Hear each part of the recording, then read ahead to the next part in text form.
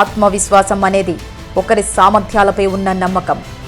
Over confidence అనేది నమ్మకం, వాస్తవికత మధ్య వ్యత్యాసం అని ఓ ఆంగ్ల ప్రముఖుడు చేసిన వ్యాఖ్యానాన్ని ఓసారి గుర్తు చేసుకుంటే ఇది వైసీపీకి సరిగ్గా సరిపోతుంది.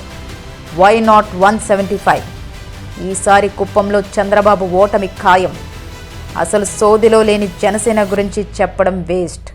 ఆ పార్టీ అధినేత ఘోరంగా ఓడిపోనున్నాడు.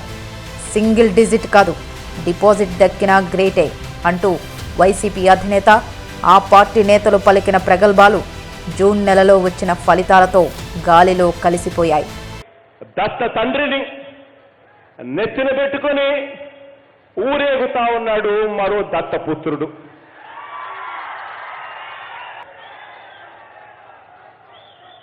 ఈ భార్య కాకపోతే ఆ భార్యతో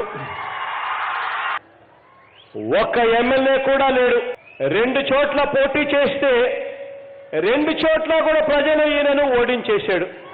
టైం పాస్ రాజకీయాలు చేసేవాళ్ళు, షూటింగ్ గ్యాపుల్లో వచ్చి ప్యాకేజీలకు మాట్లాడేవాళ్ళు మీరే ఎమ్మెల్యేగా గెలవలేరు.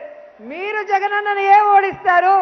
మళ్ళీ చెప్తా ఉన్నాం, అయ్యా పీకే, నువ్వు మమ్మల్ని ఏమీ పీకలేవు. నువ్వు ఏదన్నా పీక్కోవాలంటే ఏదో సంతనే ఏదో బొచ్చు మీద ఏదో ఈకలు పెరగతారా, ఆ పని తప్ప నువ్వు ఏమీ ప్రభుత్వాన్ని జగన్మోహన్ రెడ్డి గారిని టచ్ కూడా చేయలేవు. సన్నాసి ఇంటర్నట్టున్నావుగా, నీకే ఇంటున్నావా?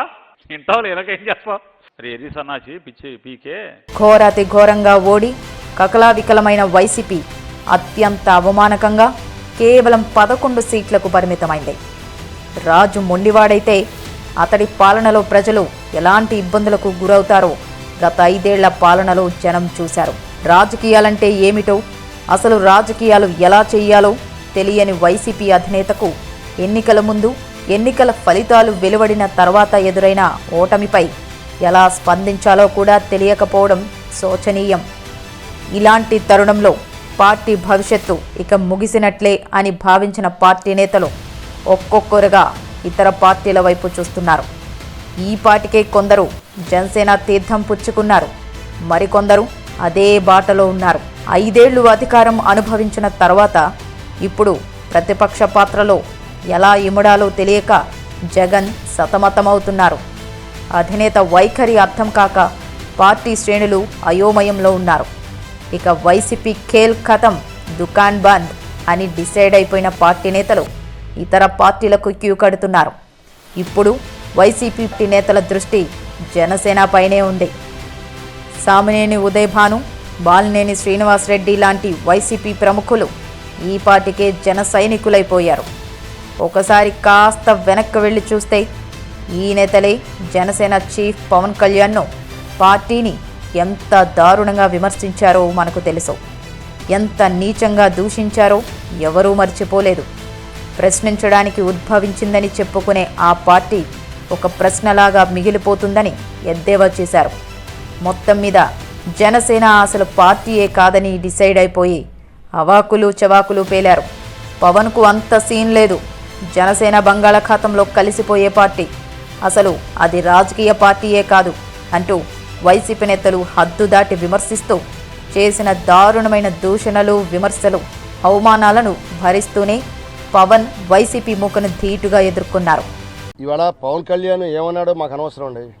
పవన్ కళ్యాణ్ ఆయన పార్టీ పెట్టాడు, ఆయనకి దమ్ము ధైర్యం ఉంటే మరి ఆ పార్టీని ఆయన బలోపేతం తీసుకోవాలి తప్ప చంద్రబాబు నాయుడు చంకలో దూరి చంద్రబాబు నాయుడు ద్వారా ఆయన 20 సీట్లు 30 సీట్లు ఇస్తే ఎన్నికల్లో రావాలని చూస్తాను తప్ప ఆయన పూర్తిగా పవన్ కళ్యాణ్ ఎప్పుడు కూడా ప్రజానాయకుడు కాలేడు. ఎందుకంటే ఆయన ఎప్పుడు షేరింగ్ పార్టీ, ఒకేసారి పార్టీని దమ్ముంటే వెళ్ళాలే తప్ప షేరింగ్ టీడీపీతో షేర్ అయ్యి ఏదో కొన్ని సీట్లు వస్తే ఆ డబ్బుతో మనం కొన్ని సీట్లు గెలిపించుకోవచ్చు అనే ఆలోచన తప్ప ప్రజల వద్దకు వెళ్ళాలి, నీ ఫుల్ టైం పనిచేయాలనే నాయకుడు కాదు ఆయన. ఆయన పార్ట్ టైం పొలిటీషియను. ఏదో షూటింగ్ లేనప్పుడు మధ్య మధ్యలో వస్తుంటాడు, మధ్య మధ్యలో తిరిగి వెళ్ళిపోతుంటాడు. అటువంటి ఆయన్ని ప్రజలు ఎవరు కూడా గుర్తించరు. నేను ఒక్కటే చెప్తున్నాను పవన్ కళ్యాణ్ గారికి, నీకు ప్రజల్లో ఇది ఉంటే ఒంటరిగా పోటీ చేయి, మళ్ళీ దొంగచాటుగా తెలుగుదేశం వాళ్ళతోటి కుమ్మక్కు, మరి బీజేపీ తోటి పొత్తు, ఇవన్నీ అవసరమా? ఇవన్నీ ఆయన్ని తిట్టాల్సిన అవసరం లేదు, ఆయన వ్యక్తిగత విషయంలో మాట్లాడాల్సిన అవసరం మాకు లేదు. ఒకటే చెప్తా ఉన్నాం, ఆయన ధైర్యం ఉంటే ఇన్ని మాట్లాడుతున్నాడు, ఆయన ఒంటరిగా వచ్చి పోటీ చేయమని మన తెలుగుదేశం అనైక్యత పూర్తి ఎందుకు పెట్టుకుంటున్నాడు? ఇవన్నీ దొంగసార్లు జరుగుతున్నాయి, అన్నీ మాకు తెలుసు. అవన్నీ బయట పెట్టండి, ఏం జరుగుతున్నాయో అన్నీ కూడా బయట పెడతాం. నువ్వు ధైర్యంగా ఒంటరిగా పోటీ చేయి, నువ్వు దమ్ముంటే అవి చెప్పండి. జగన్ మీద పోటీ రండి, వాడు విడివిడిగా అందరు కలిసి జగన్ మీద పోటీ చేయడానికి భయపడి అందరు కలిసి పోటీ చేసేదానికి ప్రయత్నం చేస్తూ ఉన్నారు. జగన్మోహన్ రెడ్డి మొదటి నుంచి కూడా పార్టీ పెట్టిన రోజు కూడా ఒకే పార్టీ మీద పోటీ చేశాడు. అది ధైర్యం. నీకు ఆ ధైర్యం లేదు. మరి తెలుగుదేశం చరిత్ర మరి 83 నుంచి ఉంది, 38 సంవత్సరాల నుంచి ఉంది తెలుగుదేశం పార్టీ చరిత్ర. వాళ్ళకి ధైర్యం లేదు ఒంటరిగా పోటీ చేసేదానికి. ఎప్పుడు పొత్తులు పెట్టుకోవాల్సింది. పోటీ చేసిన 21 సీట్లకు 21 సీట్లు గెలిచి స్వతంత్రం వచ్చిన తర్వాత దేశంలో ఏ రాజకీయ పార్టీ రాయలేని రికార్డును సృష్టించి తనను విమర్శిస్తున్న వారి నోళ్లు మూయించేలా పార్టీని గెలుపు గుర్రం ఎక్కించారు.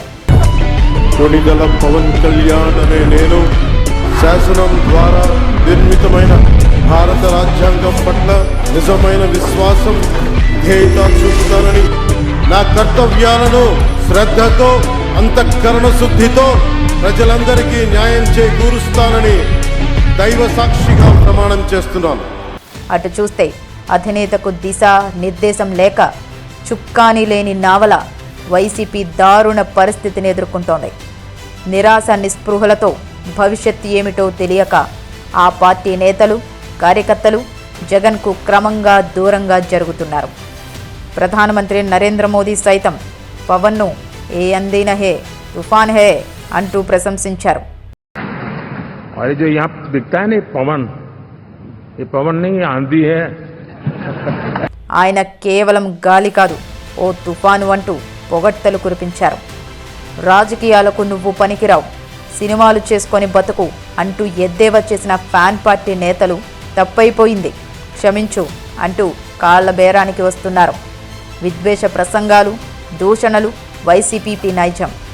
ఒకప్పుడు తనని దూషించినా అవమానించిన వైసీపీ నేతలు జనసేన తీర్థం కోసం వస్తుంటే వారిని క్షమించి పార్టీలో చేర్చుకుంటూ తన పరిణితిని ప్రదర్శిస్తున్న పవన్ కళ్యాణ్ అజాత శత్రువు, ఆంధ్రప్రదేశ్ భవిష్యత్తుకు ఆశాకిరణం, అభయహస్తం, భరోసా కాదంటారా?